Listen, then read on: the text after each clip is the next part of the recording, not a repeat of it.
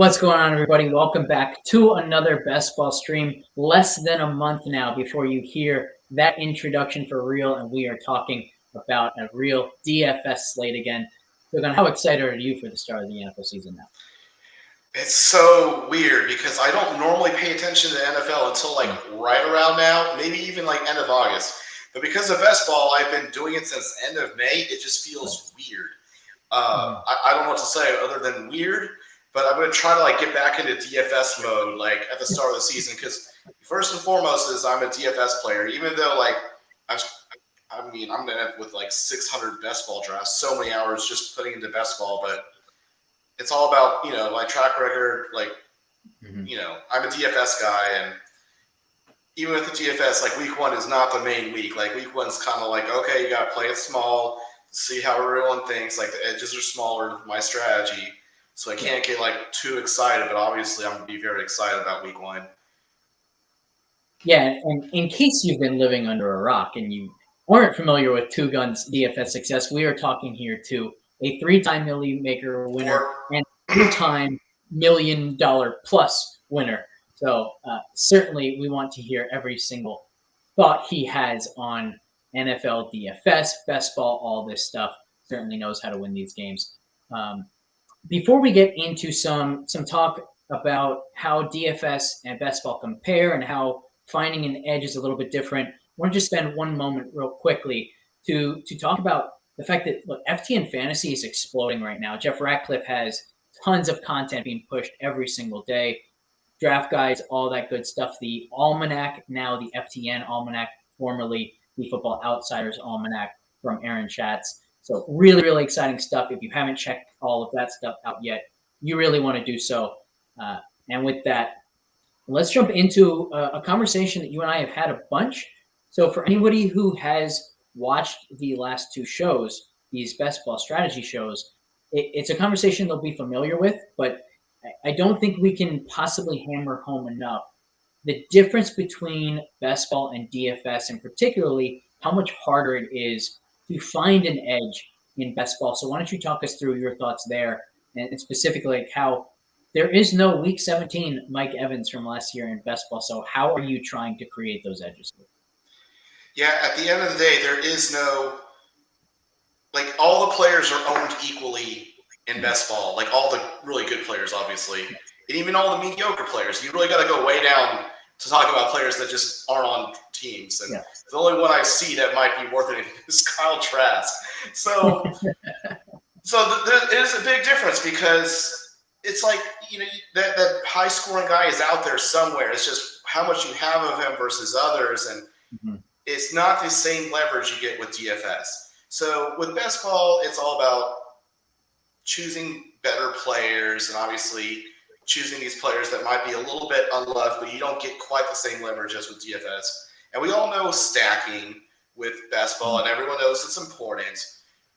But this year, everyone's talking about week 17 stacking, so you're going to have a lot of similar lineups. So Alex and I are both kind of you know what, maybe no week 17 stacking. So let's try to have, even though we all have the same players, the same players are all rostered equally throughout all these drafts, maybe we can have a different combination somehow.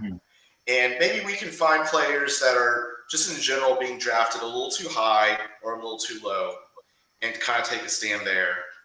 And I ran a Twitter poll about what do you think is the higher edge, best ball or DFS, or season DFS over week. We'll wait and see. The jury's out. In my opinion, definitely DFS over season for sure. I think even a week or two of DFS, you might end up with a bigger edge. Yeah. I'm not sure. My DFS is insane. They always do a little screenshot of my ROI. It's 70% in NFL GPPs, which sounds almost made up, but it's actually true. And I don't know. I don't know what my best ball or, maybe I'm just always a better DFS player than best ball player, but I don't really know what a sustainable best ball ROI is until we probably won't really know until the late 2020s because there's only one iteration a year. But maybe there is a lot of edges because there is a lot of groupthink out there on Twitter, and that's how I made my money, is basically beating up on these guys on Twitter that think they're smart and think they know what they're doing, and they are not as smart as they think they are. So we can find edges around that.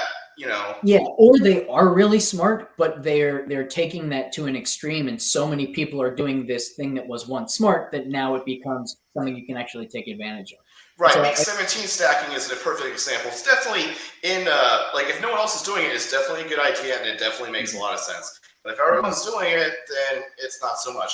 What I'm talking about the kind of take advantage of the Twitter talk is all these guys that think they know like if a player's going to have a good year or a bad year based on training camp reports or based on this and that, like, or they take one stat like way too extreme.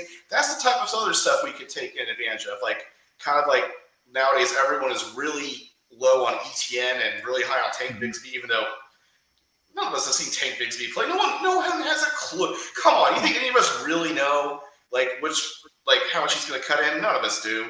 So I've been drafting a lot more ETN. That's kind of an example of the strategy of the anti-Twitter talking head I've gone. Yeah. But we'll see how much that really gets me. I love the fact that you went right to the week 17 stacking too, because if there has been a theme over the last two shows that we've done, and for those who haven't checked those out, I definitely recommend doing so because I think we covered some pretty cool stuff, and the more you listen to it, the more you'll kind of understand the theme, and you'll almost be able to anticipate the types of edges that we're finding, in between these shows that we do. But I think like the main edge that we've talked about is finding unique combinations of players. And the reason why that can be so advantageous is because once you get through the regular season, if you're fortunate enough to make the playoffs, that's when you can actually start having low owned players. And the unique combinations of players can be outstanding for you because, let's say you have a group of three studs, and one of those studs goes absolutely nuclear in that first game or the first week of the playoffs. He does so well that you advance, even though one of those other guys did really poorly.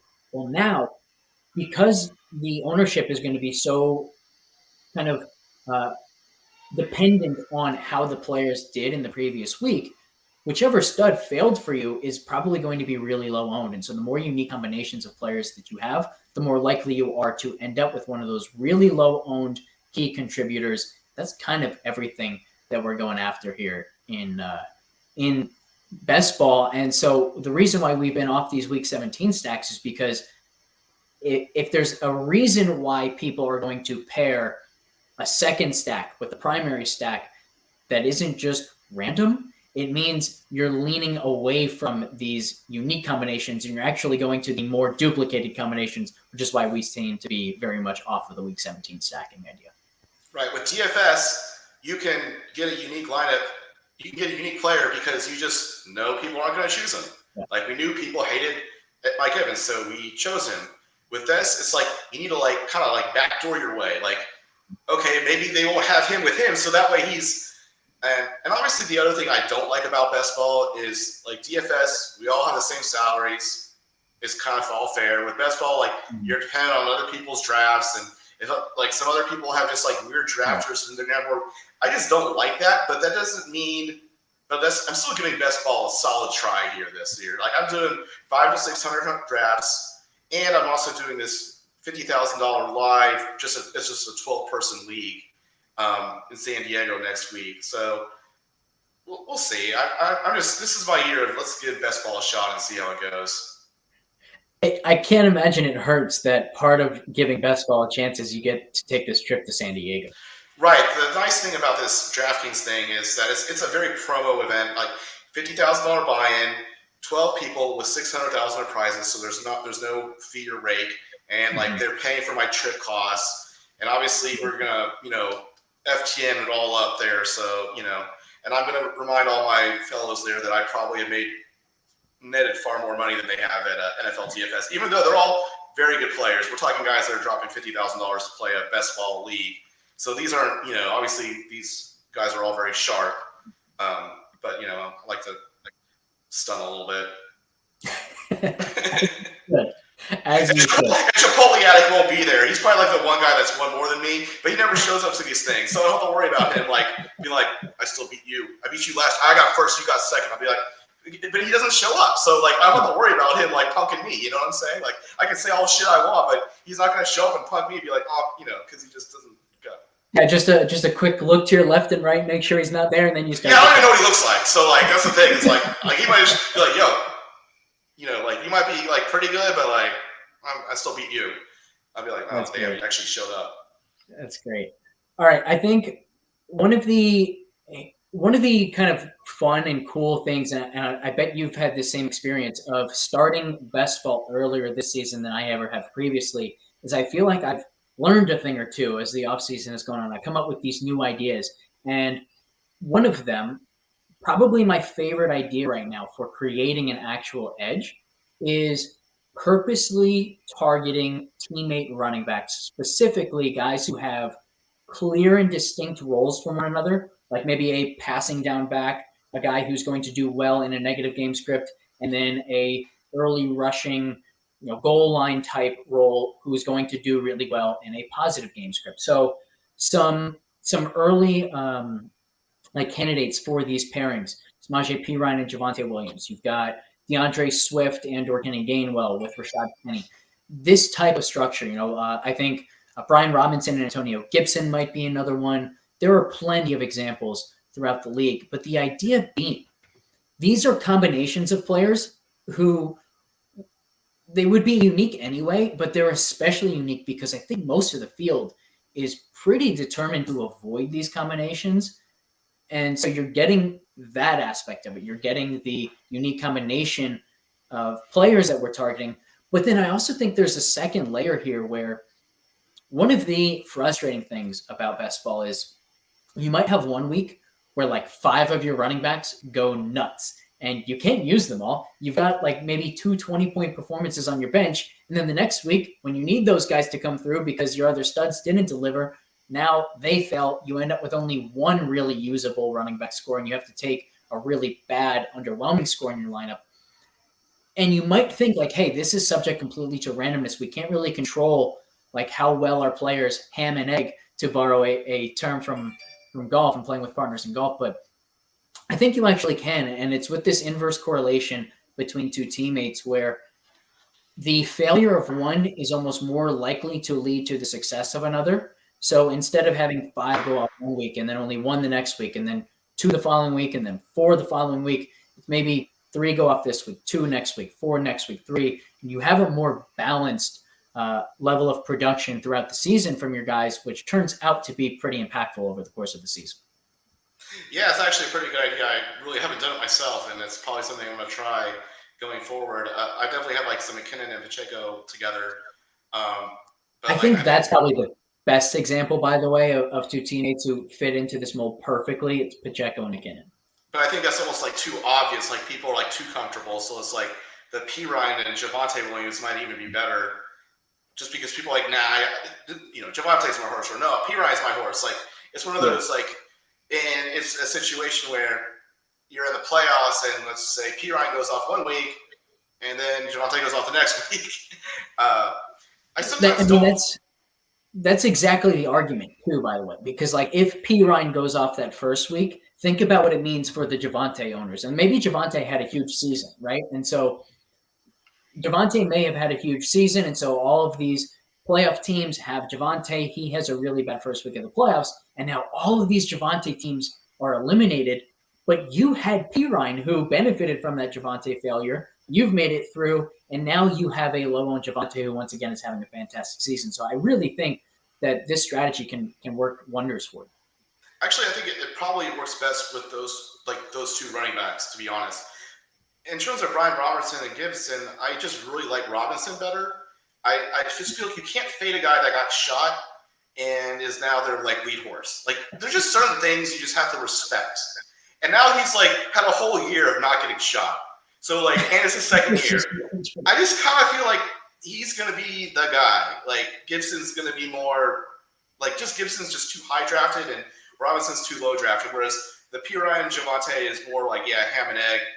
Obviously, I like Pacheco and McKinnon already, but I just think I think other people are probably going to draft those 2 because they're so clearly not the same role.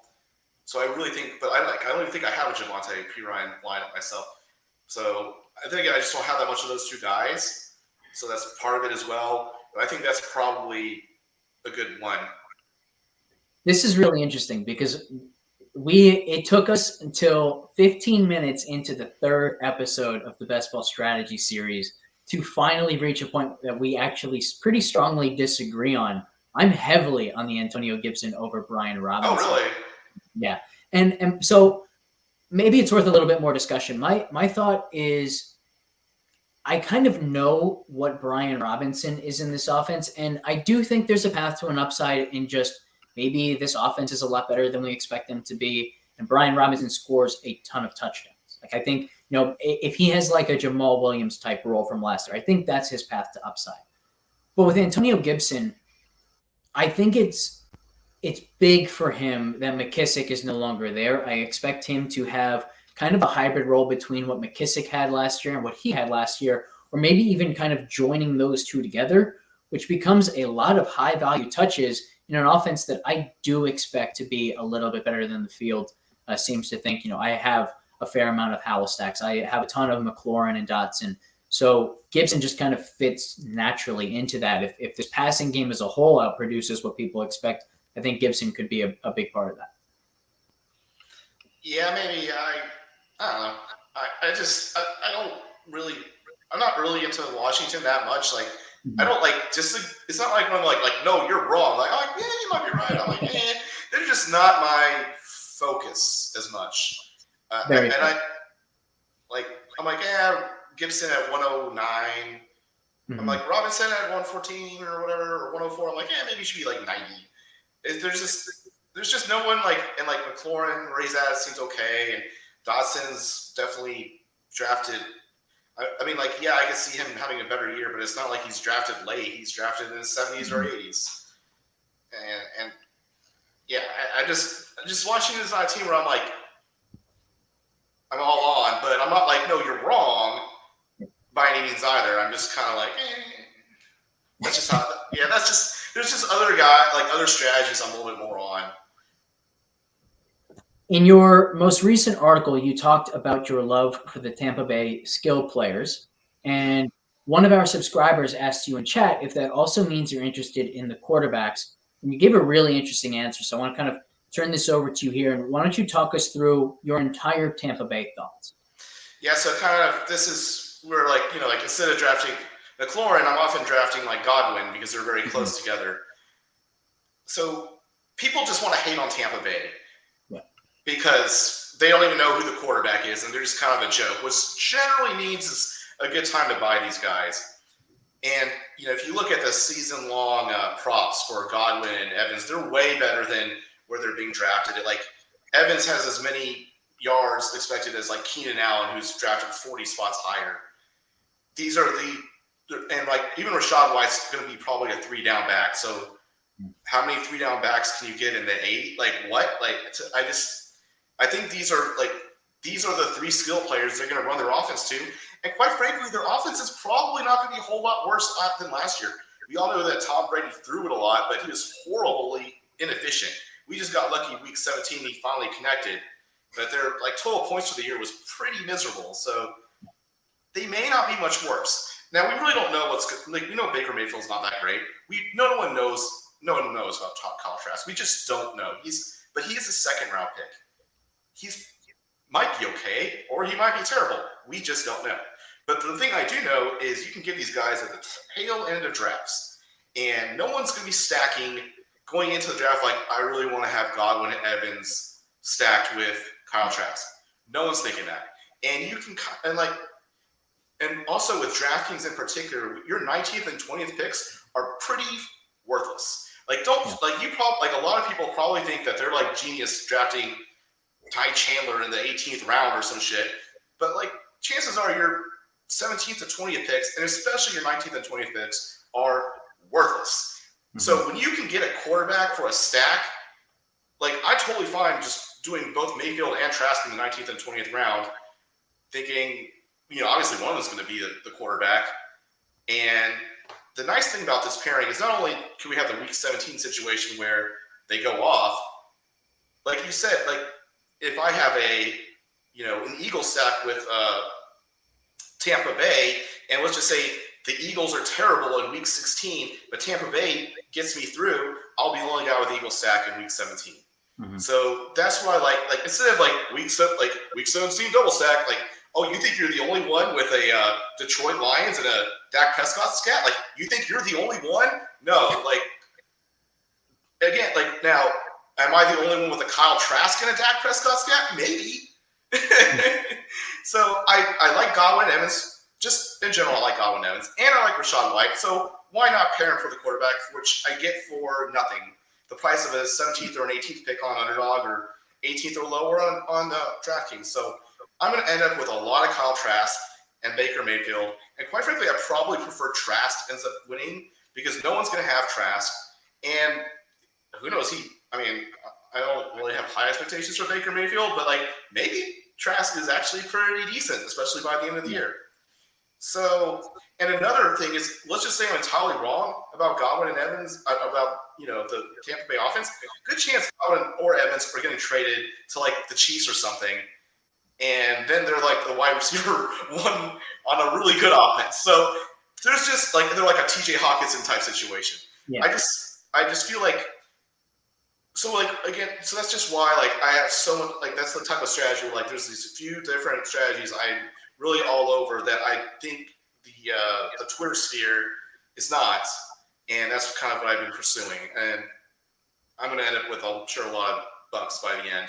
I mean, we'll see what ends up happening next week because with $50,000 with one lineup, whoever's on that lineup is going to be the guys I really care about. And who knows, maybe I don't have Godwin or Evans or Rachaad White, so I end up being I'm underweight him now or something. But I love the point with Baker and Trask here, because even for those listening who are you know what, this makes sense, but I can't do it with Tampa Bay. I can't do it with this offense. You can still use this concept, I should say, elsewhere. And the point with Trask and with Baker too, honestly, it applies to both of them. It's when we're talking about these unique combinations of players, we're hoping that those unique combinations lead to us having low-owned players in different rounds of the playoffs. Well, if you take a guy who's being undrafted in most drafts and you make the playoffs with them, you're guaranteed to have this low-owned guy in that round. So I love the point with Baker. I love the point with Trask. And I've even extended this to in rounds 18, 19, 20 on DraftKings, and maybe the last two on Underdog, is purposely taking guys who are being undrafted a lot of the time. Nelson Aguilar, Corey Davis, a little bit less so, but that type instead of, let's say, Robert Woods, for example, who's going in pretty much every single draft. But is the likelihood that Robert Woods is a significant contributor throughout the season all that much higher than Corey Davis or Nelson Aguilar? I would argue no, in which case you're just getting this potential low-owned guy in the playoff rounds for no reason other than he was 10 points of ADP lower and therefore not drafted all the time. Yeah, that's funny because I actually had a fair amount of Robert Woods from earlier in the season. So maybe let's just pick on some other guy. We'll pick on Deuce Vaughn, right? Didn't you like him? And he gets drafted all the time. Yeah, there's lots of guys. There's lots of guys 200th that we can pick on, as that guy. We can even go through some of these names here and pick our most favorite to just don't take them. Take a guy in the upper 200s instead. Oh, I'm too late in that draft. Let's see. Yeah, I get your point, and but yeah, on Underdog, my whole little Kyle Trask strategy might even be better just because no one's taking him there because you only have 17th and 18th. I feel with the viewers, I'm trying listen. Your 19th and 20th pick doesn't really matter, so just try it, But it really a lot of those guys just don't go get drafted on Underdog. The Mac Jones or the Desmond Ritters, just people just run out of spots. So it is one of the few situations where you can get guys that are truly lower owned because they're just not drafted. Exactly. And I think that, again, we keep coming back to these same concepts because there are only so many concepts that you can really gain an edge with in best ball. And we're just trying to find different ways to gain that same edge. And I think one thing we should talk about is in August with all these training camp highlights, that's just auto fade. Twitter at this point is auto fade. training camp highlights are auto fade. Calvin Ridley jumping 10 spots because he just ran fast in one thing, auto fade. I was like talking to Nelson, who's a high stakes traditional league specialist, and he's like, this is, the type of season where time of year where you start seeing people get way too excited or they start hating a guy for no reason. And he, on our conversation, he brought up ETN as well. Like, everyone just loves Tanks Bigsby because, I don't know. Like, I mean, I don't want to hate on someone. Like, I don't hate Tanks Bigsby. I just don't know anything about him. Like, why should I think the third round pick is going to go against their lead horse who's a first round pick and is finally healthy for a year? We have a tool on FTN Fantasy that's either has already been deployed or is about to be deployed. It's from Tyler Lochner, that tracks the ADP of every player from the different sites. And so I think one really good strategy is go over to that tool, find the guys who have jumped a ton and don't take them, find the guys who have fallen a ton and start drafting them, just because, as you said, like, so much of the movement is just based on total randomness and speculation. And it's almost more likely that the ADP from a month ago is the more efficient one before people started to overreact. So just lean into what the ADP said a month ago. And if that is now creating value on a guy, go for it. Another guy that he kind of talked me into that I feel like I just haven't drafted enough of, that I'm going to make an effort to draft more, is Alexander Madison. Because when we didn't, if you didn't draft him in the 80s or 100 or whatever it was before they cut Dalvin Cook, you're like, man, some of the guys have him later. So people don't want to draft him because of that. And now everyone wants to think like Ty Chandler or this guy. Madison's probably going to be a 3-down back. He is the horse, and he's. I don't know why he went even lower. But like, just suck it up and draft him. Like, there are these 3-down backs, Alexander Madison, Rachaad White, that people seem to want to hate on for lows because they like choose like stats that are like probably like 30 carries or like very, very low sample size, and the teams are clearly making them the 3-down back. So rule number 1 is don't think you're smarter than the teams, because it doesn't matter. You could be smarter than the teams. The guys may not be that good, but guess what? They're still playing. They're going to still do what they want to do. And there's also a good chance that the teams might be right. So go with what the teams seem to be doing. And if you can get a 3-down back and he's not in the 3 rounds, you have to ask yourself, like, maybe he's just a good buy. Because in general, I like running backs this year because everyone wants to be the 0 RB specialist where they take Tank Bigsby and he gets 20 points for them.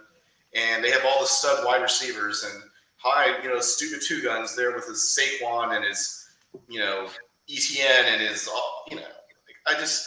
to me in general, like, one of the strategies I've done consistently since basically the start of the summer is I'm heavy running back. Like, I view the flex as a running back position, and I will have better running backs in general than other people. And maybe my wide receivers won't be as good or whatever, but like, I like running backs. I've been the same way, and I think a big part of that is, like, once you get to pick maybe 130, 140, there aren't many running backs I like, and there are a ton. There are 0 running backs after McKinnon. There's like no running backs that you can expect anything outside of an injury situation. Or like I would throw in, I think Rashad Penny might be around like 125. You're really going to nitpick me like that, huh, Alex? What'd you say? You're really going to nitpick me like that, huh, Alex? Point being, like, I'm in complete agreement. Once you get through that range, maybe like a cap at pick 140, I don't want to be taking any more running backs. I want all of my running backs who have already been selected. Now I'll go looking for the upside receivers like Rashid Shaheed near 180. I have a ton of him. Guys like that I think can have a really meaningful impact, at least on a handful of weeks, whereas I don't even think you can make that case for any of those running backs left. So I want to be done with running backs at that point, just taking receivers, maybe some tight ends and QBs at that point. Right, and like I do have some running backs I take near the tail end of the draft, but they're maybe this guy getting this guy gets it. Like, they're not like, I'm not banking on this. Like, I don't think, like, I took Keontae Ingram in the 17th round. Like, I'm so smart because maybe this guy. No, I have an extra running back. Like, I have I want to have my at least three really good running backs by the cliff. I preferably want four. At some point, you don't want to overdo it. You want to have like 6, like really good running backs, because you can only use 3 a week. But I want to have 3 running backs by the cliff for sure. And I think some people have this attitude of like on 1. 4 or 5 by the cliff, and then I just don't take any more. Right. I agree. Like I'm generally having 4 or 5. Like I'm saying at least 3. Like every now and then I'll find a lineup with 2. I was like, ugh, what happened here?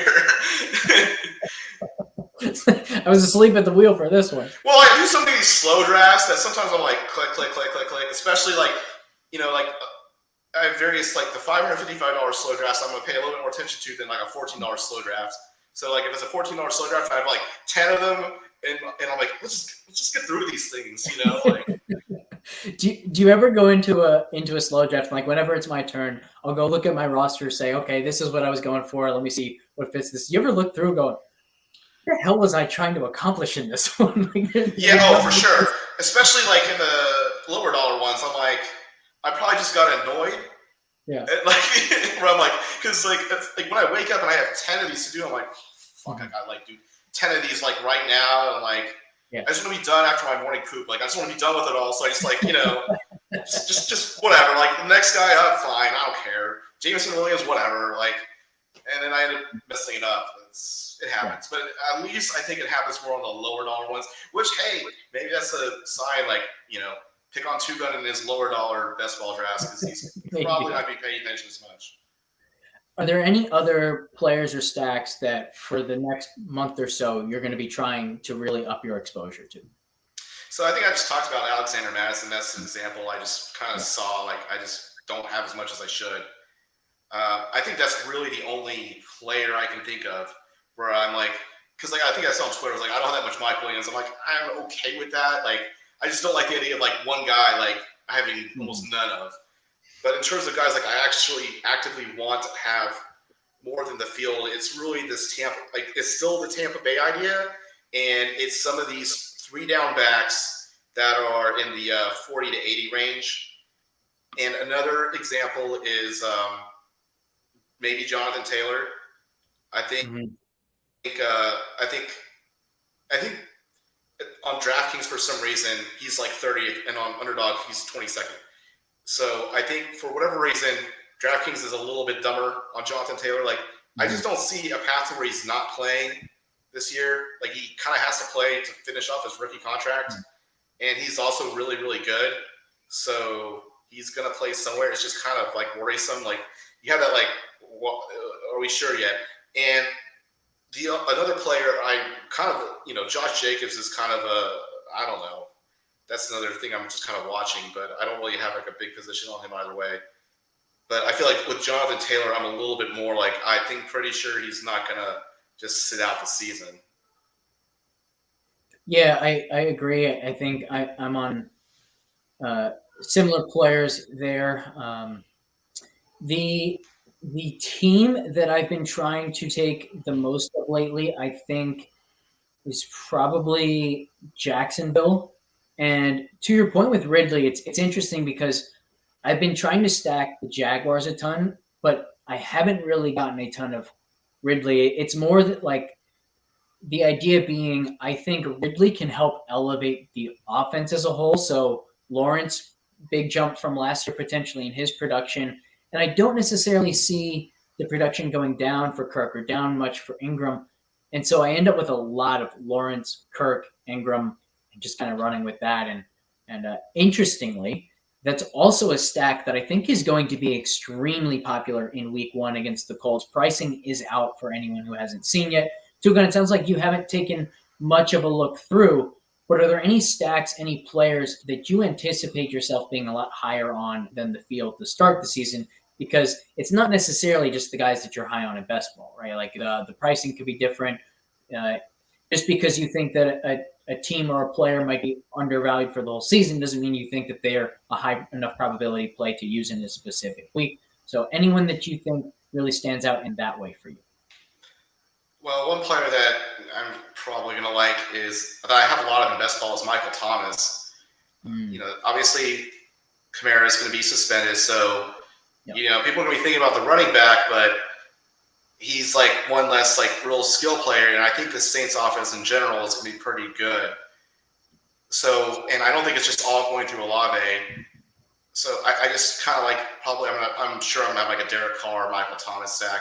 I don't know how much I'll end up. It's still a month away, and I always tell myself don't get too excited about week one because my strategy is always, you know, like you can look at my results. Like I always do so much better in the second half of the season because everyone's finally figured out everything in DFS, and I just be like, you know what, I'll take the other side of that. And last year was particularly weird because like the first half was like just a chalk demolition. It was just like Twitter was just right about everything. So I didn't have my day until the second half. But in general, I try to kind of keep it calm week one and fire my bullets more a little bit later. Even just wait until week 2 is something. Yeah, I think that makes a lot of intuitive sense too, because so much of your strategy is kind of taking advantage of bad chalk. And in week one, you get a lot of really good chalk because there are just some pretty clearly underpriced players. But I will say, I love the Michael Thomas call. Only $5,100 in week one. So it may not matter what the chalk does. If Michael Thomas has a big game at just $5,100, that might be enough for a successful week. So, and he may end up being the chalk on week one. We don't know. I just like Michael Thomas in general. I have a lot of him in best ball. He's probably like a top 3 receiver for me. And you know, I just like the Saints offense, and he's a good. There's like a weird amount of like Twitter definitely is like this bet like really is going to be good, but Thomas is going to suck. Like we don't really know what's going to happen with these veterans that have been out of the league for a year or two. Kind of like the same thing with Odell. Like I have a lot of Odell, especially on Underdog, because he's like 120. Like why does everyone just? They're just convinced that Bateman and Zay Flowers are going to. I mean, you can make the case that like all of these wide receivers are just going to be terrible. I mean, I'm more okay with that, like because like Lamar's probably still going to run the ball, and his first target is still probably going to be Mark Andrews. So at least with best ball, like you know, it could be random, so you don't have to like start and sit them. But I kind of quote tweeted something from the Matthew Berry where they just all love Rashad Bateman. I'm like, okay. Good for you. I have almost none of him, and I'm 100% okay with that. Bateman is somebody that I actually do have a decent amount of just because I love the Baltimore sacks. But I love this point about Michael Thomas, and it's especially interesting because it's not like Thomas was ineffective when he did play last year. In his 3 weeks prior to getting hurt, he averaged 17 DraftKings points per game, 3 touchdowns in 3 games, had 8, 9, and 5 targets. He was a big part of this offense. Now, there's a chance that he's the healthiest he's been since the original injury. So I'm with you. I think Michael Thomas has a chance to really come flying out of the gates and make an impact in DFS and to both of our best ball squads because it sounds like we both have a ton of them. Yeah, like I'm so old that I remember drafting like a few years ago. Best ball was like really, really an infant. I played a little bit at the end of the year or end of the summer. Like there wasn't that many wide receivers that went round 1. Michael Thomas was like the only one. And like a few years later, he's like 90 something. I get it. Like at some point, like a guy is out of the league, but he's 30. He's not like 34. You know, I mean, I don't know when the wide receiver cliff hits for various guys. Again, it's just one of those things. Like I've done very well at DFS. I'm arguably probably the winningest DFS player.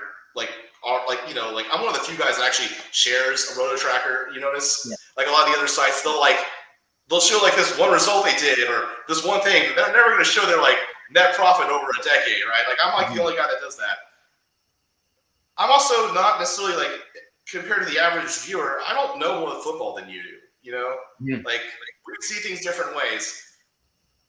I just feel like this Michael Thomas thing is one of those situations where like I don't know how good he is. You don't know how good he is. But the one thing we do know is that everyone just doesn't think he's that good. So like I'm just not gonna fade a guy that was like such a stud in an offense that's gonna be better. And the Saints are clearly have this win now attitude because if they were rebuilding, like you can say like I kind of had a lot of Jordan Love. Like you can say, you know what, maybe the Packers are just rebuilding, and that's a fair point. They may just kind of suck. But the Saints don't pay $25 million for a 35-year-old, 34-year-old quarterback because they think they're going to not make the playoffs. Like, they think they're going to win this year. They think they're going to make the playoffs and maybe even make the Super Bowl. And I'm guessing they think because Michael Thomas is there to help their offense. So I think that he's going to be one of the best buys this year. It's such a refreshing approach, too, not just because it has won you millions of dollars through DFS, but also because if you look around the industry, the type of analysis you see far more often than not is, I am so confident about this guy. He is going to be a top 5 running back. He's going to be a top 5 receiver. He's, this guy is severely underowned this week in DraftKings and all this stuff. And then your approach is often, I don't know what I don't know, and I just want to lean into this uncertainty because if it does go my way, then it'll make me a lot of money. It's a very refreshing approach in the industry, not just because of how successful it's been for me. Right. It's basically my strategy over the past 10 years, more or less.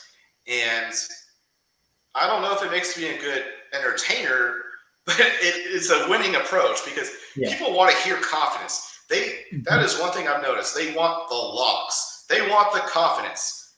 Mm-hmm. And you know what? You want to fade that because none of us know. Right. That's why they play the games. And as good as some people have, there's a lot of people with a better football eye than I do. They do not have better results at DFS. Let's just leave it at that. So the only thing you can do is you know the confidence in the teams and certain players, and you know the confidence of the general public, and you kind of have to find where there's a mismatch at best ball. That's kind of how I feel.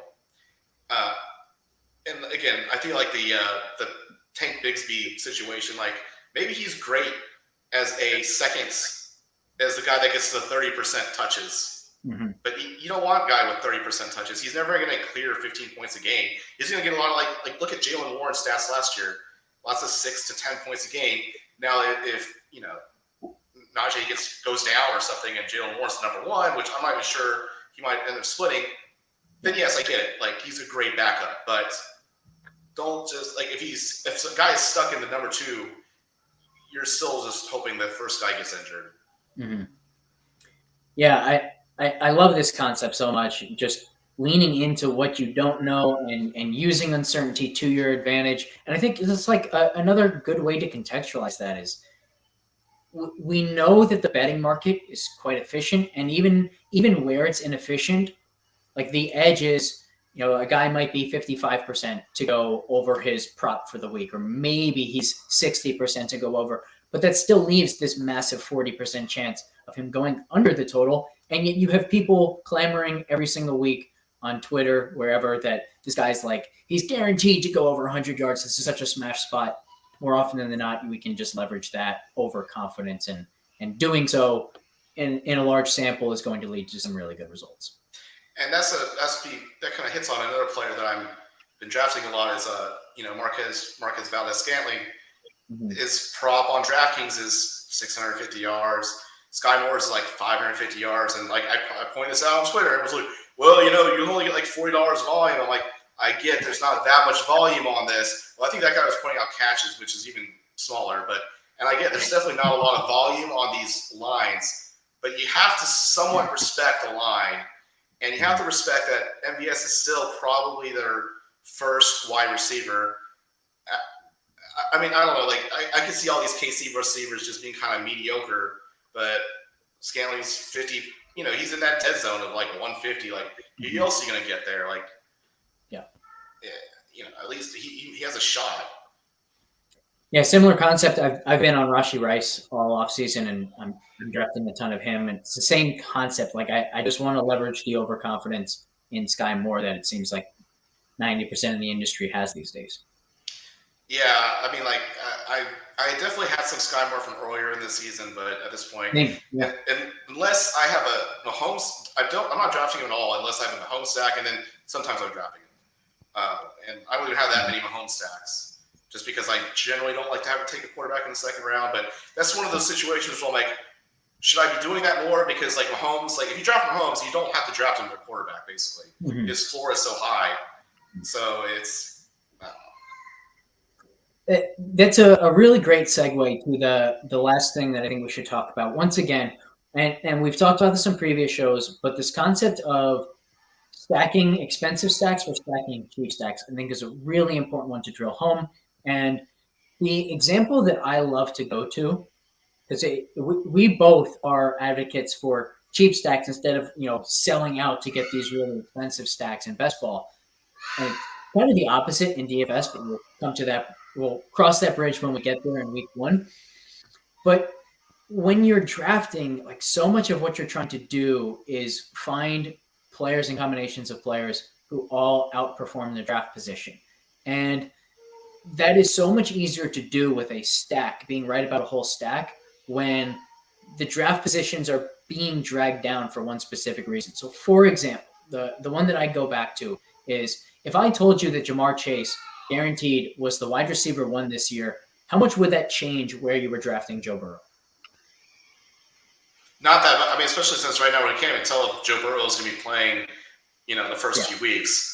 But even where's Jamar Chase? Like, instead of being number 2, he's number 1. Mm-hmm. Like, ooh, and instead of Joe Burrow being 40 something, he's like 38. It's not like, it doesn't really move the needle that much. Yeah, and it would even maybe say more about how Chase separates from Higgins more than about what Joe Burrow does relative to expectations. Now, on the flip side, if I told you Devontae Adams was the wide receiver one this year, how much would that change where you were drafting Jimmy G? Right, like he might be kind of where Kirk Cousins is. Exactly, yeah. So you're getting this massive, just like almost an information advantage, if you will, where you're assuming that one guy hits, and then how does that inform the rest of your decision making?